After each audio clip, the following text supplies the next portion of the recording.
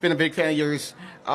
One thing I will say is that I have come out here not only because I turned conservative in about 2016 with Trump's first run.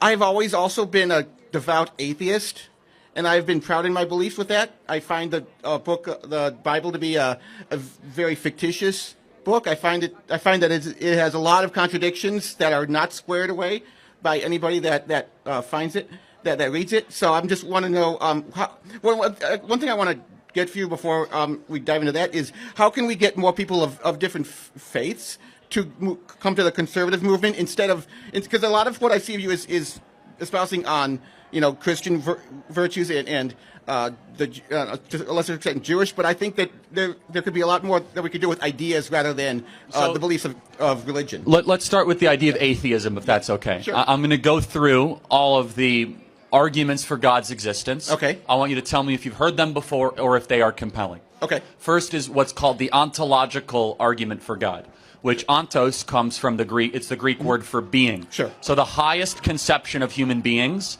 we can only conceptualize that which is real. And so the highest conception of our own, combined wisdom is God. I think this is the weakest argument for God, to be perfectly honest. Right, and I'll agree with you there, yeah. Yeah, but it is a proof that on an ontological view of God. The second of which is called the cosmological view of God, coming from the Greek word cosmos, which means all-encompassing creation. Sure. If you look around with creation, there are 15 fine-tuned measurements that if anyone went off by a micron, our entire existence would not exist. The tilt of the earth, our proximity to the sun, our configuration of oxygen to carbon dioxide.